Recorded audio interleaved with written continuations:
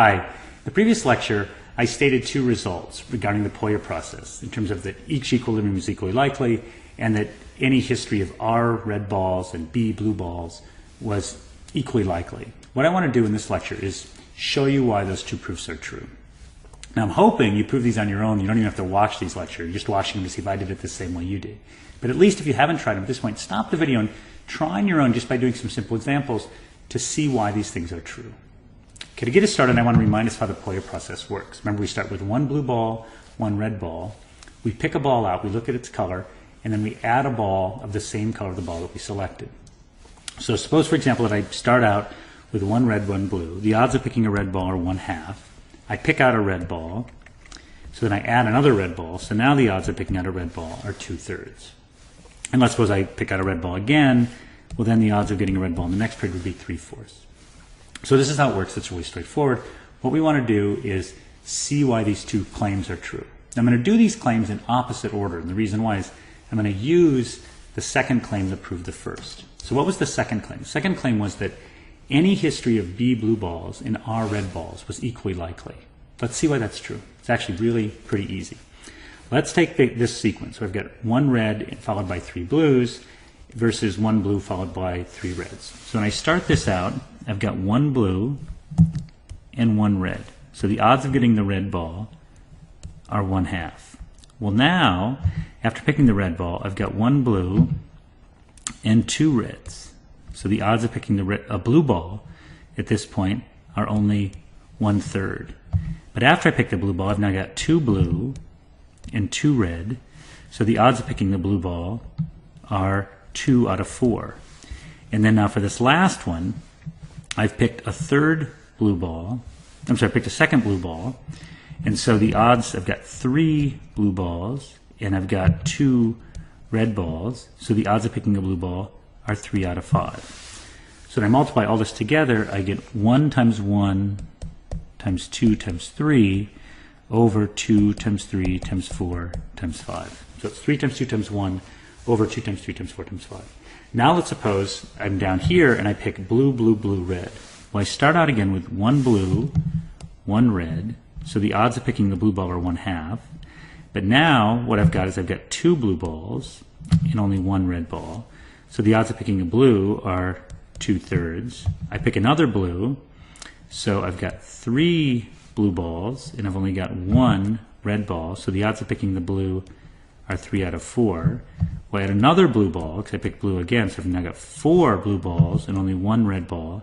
And the odds of picking that red ball are just 1 out of 5. Well, if I multiply all these things together, I get 1 times 2 times 3 times 1 over 2 times 3 times 4 times 5. So 1 times 2 times 3 times 1 is the same as 1 times 1 times 2 times 3. These things are equally likely. Let's do one more, and we'll see why this is the case. Let's suppose I go red, blue, red, blue. So I start out, red. I've got one blue, one red. So the odds of picking a red are 1/2, and I get a red. So now I've got one blue and 2 red. So the odds of picking a blue ball in this case are just going to be 1 out of 3. But I do get a blue ball, so now I've got 2 blue and I've got 2 red. So the odds of picking a red ball are 2 out of 4. So I add another red ball. So I've got 2 blue and now I've got 3 reds. And so the odds of picking the blue ball are 2 out of 5. And so what I end up with is a total of 1 times 1 times 2 times 2 over 2 times 3 times 4 times 5. Well, let's go down and suppose I pick blue, blue, and then red, red. So if I start out with one blue, one red. So the odds of picking a blue ball are 1/2. I pick a blue, so now I've got 2 blue and 1 red. So the odds of picking a blue ball are 2/3. I do pick a blue, so now I've got 3 blue and 1 red. The odds of picking the red ball are 1 out of 4. But now I've got 2 reds in there. So I've got 3 blue and 2 reds. And the odds of picking a red ball here are 2 out of 5. So if I multiply all this out, I get 1 times 2 times 1 times 2 over 2 times 3 times 4 times 5. Well, if we look at these two examples, we'll see why this result is true. Let's look at what the claim is. The claim says any history of B blue balls and R red balls are equally likely. Well, what happens in the first case? Well, let's look at the denominator first. In each case, we're picking out of 2, 3, 4, and 5. So if I want to know the probability of a sequence, on the bottom I'm just going to get 2 times 3 times 4 times 5. That's true here. That's true here. It'll be true in the other two cases. So now I got to ask, what's the probability of getting 3 blue balls and 1 red ball? Well, here I picked the red ball first. There was 1 red ball in there, so I get a 1 on the top. Now I've got to pick 3 blue balls. Well, the first time I pick a blue ball, there's 1 blue ball. Second time I pick a blue ball, there's 2 blue balls. The one I picked first time plus the original ball. The third time I pick a blue ball, there's going to be 3. So the odds are going to be 3 out of whatever the bottom is. So for the 1 red ball, I'm going to get a 1. And for the 3 blue balls, I'm going to get 1, 2, and 3. Well, the same happens here. I get a 1, 2, and a 3 for the 3 blue balls. And I get a 1 for the 1 red ball. So here it's 1 times 1 times 2 times 3. Here it's 1 times 2 times 3 times 1. So if it were the case that I said blue, blue, red, blue, that would end up being 1 times 2 times 1 times 3 over 2 times 3 times 4 times 5. So what we get is the same probability. Notice here again, here in the case I picked out 2 red balls and 2 blue balls, but the orders were different. So here it went red, blue, red, blue. Here it went blue, blue, red, red. Again, when I pick the first red ball, the probability there's only 1 to pick from. When I pick the second red ball, there's 2. When I pick the first blue ball, there's only 1 to pick. When I pick the second, there's 2. So I get a 1, a 1, a 2 to 2. So here, since it goes red, blue, it's 1, 1, 2, 2.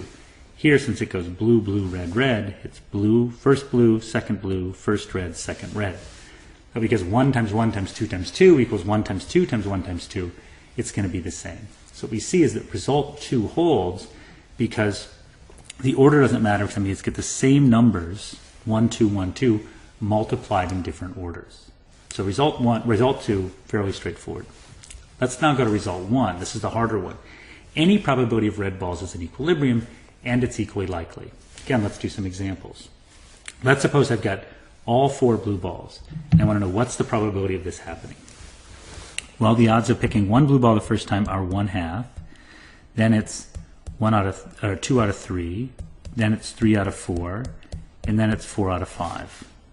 Because what's happening is I start out with 1 blue ball, 1 red ball. Then I've got 2 blue balls, 1 red ball. Then I've got 3 blue balls, 1 red ball. And then I've got 4 blue balls and 1 red ball. So when I multiply all this stuff out, I just get all these things canceled and I get 1 over 5. Well, now let's suppose I go blue, blue, blue, red. Well, again, I start out with 1 blue, 1 red. So the odds are 1/2 of getting a blue. Now I've got 2 blue and 1 red. So the odds of getting a blue are going to be 2/3. Well, now I've got 3 blue and only 1 red. So the odds of getting a blue are going to be 3/4. Now I've got 4 blue and 1 red. So the odds of getting that red ball are going to be 1/5. So these things cancel and I get 1 over 20. So the odds of getting all blues is 1 over 5. The odds of getting 3 blues and a red is 1 over 20. But notice I could have gotten blue, blue, red, blue. I could have gotten blue, red, blue, blue. Or I could have had red, blue, blue, blue. So that 1 red ball could have gone anywhere, right? It could have gone in the 4th spot, 3rd spot, 2nd spot, or 1st spot. So I've got to multiply this 1 over 20 times 4, and that means there's a 1 over 5 spot of getting exactly 1 red. So I've got a 1/5 chance of getting all blues, a 1/5 chance of getting 1 red. Now it also stands to reason, if we think about this for a second, what are the odds of getting all reds? Well, the odds of getting all reds is going to be the same as the odds of getting all blues, which is 1/5. What are the odds of getting exactly 1 blue? Well, the odds of getting 1 blue is going to be the same as getting 1 red, which is 1/5. So the only thing left is 2 reds, 2 blues, and what are the odds of that going to be? Well, they've got to be 1/5 because there's only 1/5 left over. So what we see here is that it looks like this is just sort of magically working. What we'd like a deeper understanding of what that magic is. So let's go to a much harder case. Let's suppose we've picked up 50, and I want to know what are the odds of getting, if I've got 50 periods, of getting all 50 blues. What are the odds of getting a blue in the first period? It's going to be 1/2. Second period, 2/3, because I've had another blue. Third period, 3/4.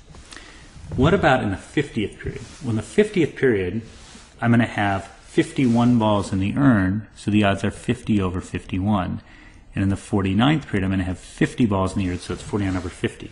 Well, you can see if I multiply all these things through, they're all going to cancel out, and I'm going to get 1 over 51. So there's a 1 over 51 chance that I'm going to get 50 blue balls. And that also means there's probably a 1 over 51 chance that I'm going to get 50 red balls. Now you can say, what are the odds that I get 49 blue balls and 1 red ball? Well, let's first suppose that we get the red ball last. So what I'm going to get is I'm going to get 1 over 2, 2 over 3, 3 over 4, and so on to 49 over 50. So all those things are going to cancel just like before. But then in the last period, I'm only going to get 1 over 51, which is only a 1 over 51 chance that I'm going to pick out that red ball. Well, this is going to give me 1 over 50 times 51. But now let's think about, remember our previous claim. Our previous claim says that it's equally likely to get the red ball first or last or second or third or 17th. So this red ball could have occurred anywhere, and it could have occurred in any one of 50 places. It could have occurred first, second, third, fourth. So I've got to multiply the probability of getting 1 red and 49 blues. Just multiply that by 50, and I get 1 over 51. So now those are the same. So probably getting 50 blues or 50 reds is the same as getting 1 red, and we could sort of start to see the logic. Let's look at the probability of getting 3 reds. Okay, well, let's suppose again, since it doesn't matter, that the first 47 of these end up all being blue. So we get 1 over 2, 2 over 3, all the way up to 47 over 48. But now the last 3 are going to be red. So we're going to get 1 over 49 because there's only 1 red ball to pick. Now there's 2 red balls in there, so there's a 2 out of 50 chance we'll get a red ball in the 49th period. And then the 50th period, there's 3 red balls in there, so it's 3 over 51. Now again, all these numbers cancel, except for the fact that now I'm left with 1 times 2 times 3 over 48 times 49 times 50 times 51. This looks like a total mess. How is this going to work? Well, let's think about it for a second. I've got 3 red balls. Those 3 red balls could have occurred any one of a whole bunch of places. Well, how many places? Well, there's 50 places the first one could have occurred. Once I picked where the first one goes, there's 49 places the second one could have gone, and then there's 48 places the third one that could have gone. But if I pick place 17 and then 16 and then 12, that's the same as picking 12, then 16, and then 17. So I've got to subtract out or divide by the different orders.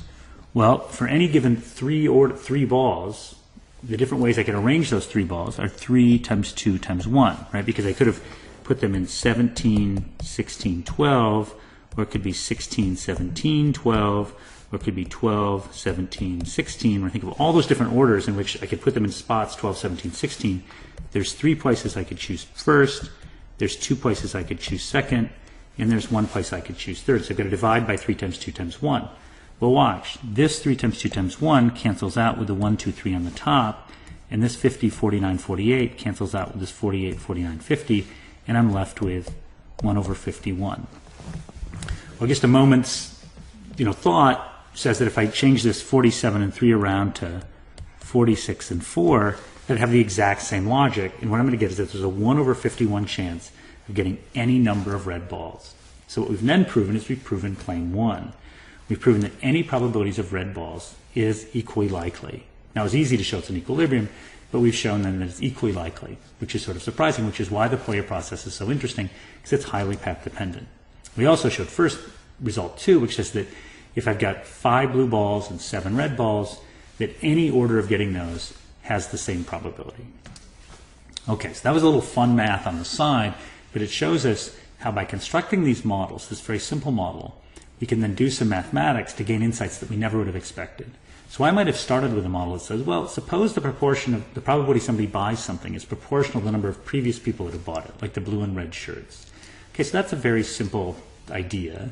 By writing down a formal model, we get 2 really interesting results. One is that any equilibrium is equally likely, and second, we get that any history with the same number of blue shirt purchases and red shirt purchases is also equally likely. Neither of those we would have anticipated, and neither of those could be figured out unless we use the model to work through the logic, which is one reason why we write down these models. Okay, thank you.